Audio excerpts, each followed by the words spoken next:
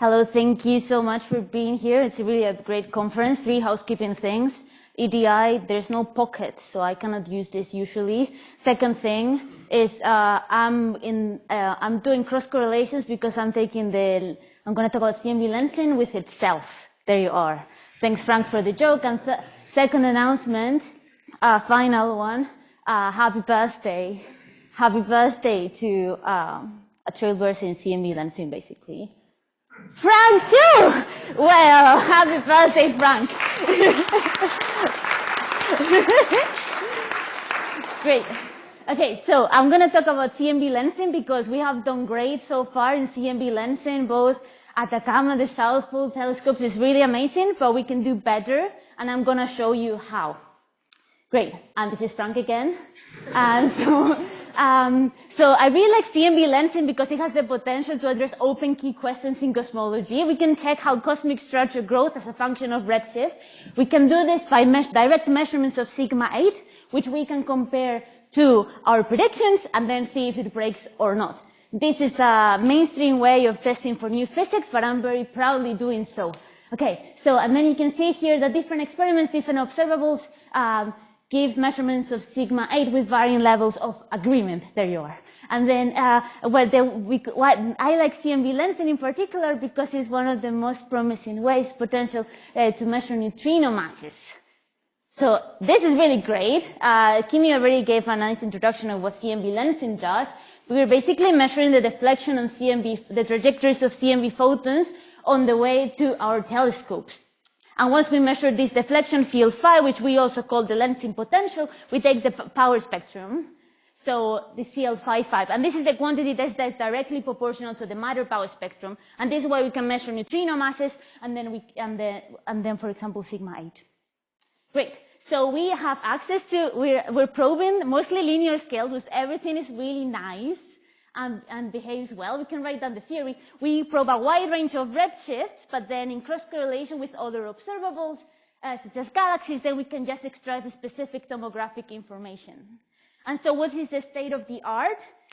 State of the art is that both ACT, Planck, Alex was showing it this morning, both ACT, Planck, SPT give unified and constricted structure growth measurements in the paper last year. Frank just compiled them both and see if our measurements agree, and indeed they do. I'm not competitive, but yesterday it was claimed the most precise detection of sigma-8 from some other observable, but we have a 1.1% constraint on sigma-8. So I think we win, but that's for later discussion. So what you can see here, we're also consistent with lambda CDM at the level of 1.2 sigma. So this is really remarkable what we're doing, and that it's all lambda CDM all the way. I'm also come from Cambridge, where we bow to Planck every morning. So maybe this is not a surprise, a biased opinion on this. Okay, so but we can do better because I need a job, right? Frank has done great, it's his birthday too, but I also need a job. So if we can do better, and we're working on this whole bunch of improvements. And this is, of course, I'm not alone. The ACT lensing group, Karen, Joshua. Karen is here, so talk to her later. And then our senior supervisors, of course. So yeah, this is the signal or current noise. We can do better. Why? Because we have more data in the can that Frank didn't use. Let's just use it. And second, because we have daytime data. We're in Chile for the Atacama Cosmology Telescope. Half the data that we use is we take is during the day, so let's use it. And then there are a whole bunch of other things we can think about. Optimal filtering that is led by Joshua. There's map level combination with Planck. All these lensing maps that you used, and then you used first ACT, then Planck. Now you can do the whole thing together because we're going to provide you a CMB ACT plus Planck map. And improved SkyCats galactic foregrounds. If you love galactic foregrounds like me, also happy to chat about that. Okay, but now let's talk about daytime data. Okay. Imagine yourself in Chile, and it's a sunny day because the sun is out, but you still want to take data. So you just take the data, and then you make these beautiful CMB maps, and then you discard them. And this is not ideal because it costs millions of dollars to run these experiments. So people in the past have tried to use this for power spectrum analysis, the CMB power spectrum, and it just doesn't work. It's really challenging. Now, if you were paying attention earlier, there were some day-night DR5 results that are coming up, but what we're talking about here is precision cosmology for which it hadn't been used before. So the problem here is the sun's heat distorts the ACT mirror, and this causes pointing offsets and beam deformations. So this is a challenge, because if you don't know your beam, you cannot do any CMB experiment. So what we did last year, we actually developed new techniques to make ACT daytime data reliable for lensing. And by this, we're actually doubling the data volume for the Simons Observatory.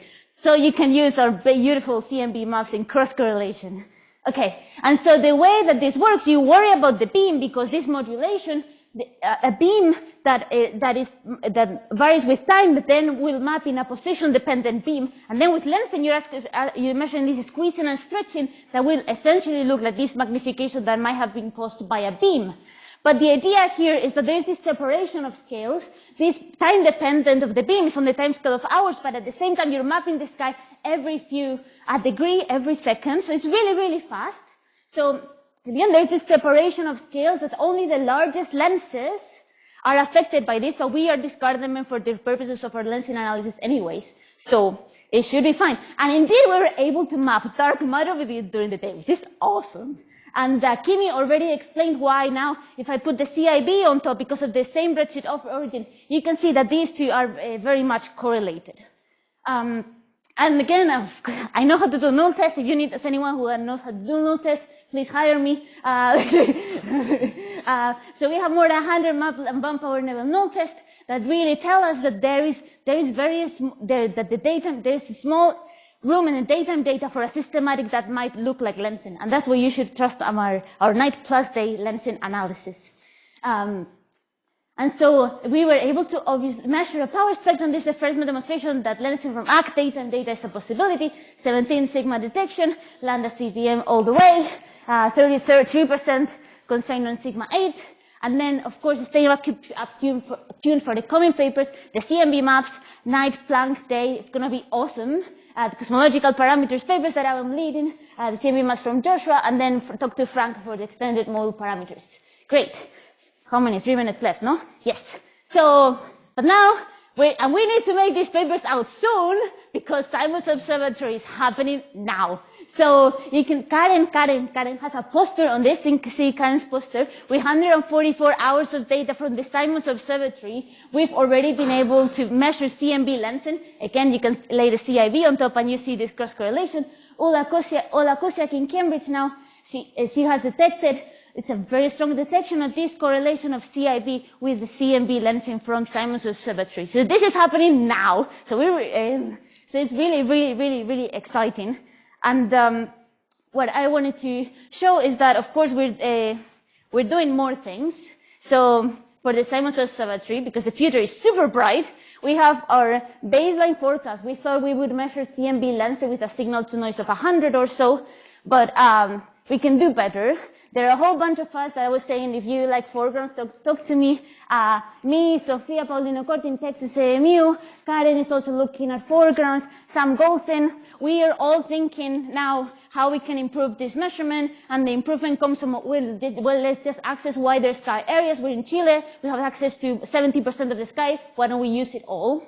And then, of course, we want to use more sky area, more the multiple range you use in your reconstruction. And then, of course, you can cite my paper and say daytime data, for which we are also now, we feel that we know how to run null tests and diagnose systematics in the data that to essentially double the data volume. 1 minute left, and this is my summary slide.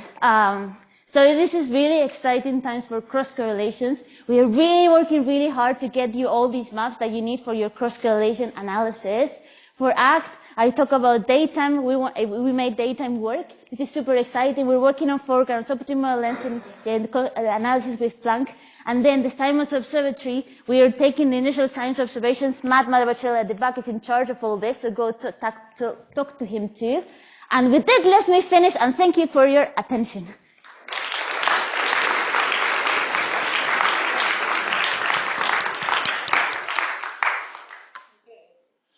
Hello.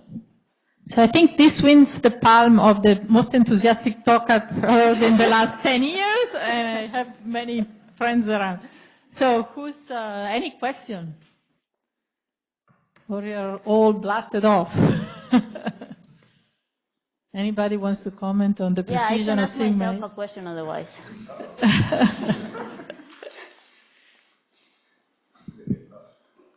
I'm curious, sorry, with the daytime data, is there any scope to be able to combine it with the net one to make it in one go and probably better? Yeah, we're doing that right now. Right. We validated the data set by itself, and now we're going to use it. We're going to stack it all on night and Planck data, and it's going to be beautiful. Thanks. Any other question? Somebody? Really nice talk.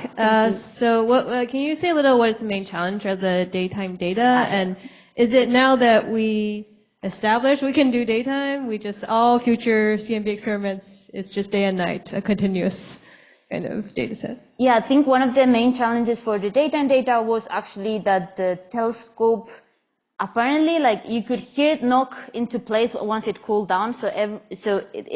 Now with Simon's Observatory has specifically been designed to enable this daytime functionality. So you really shield the telescope from the sun so you don't get these thermal problems.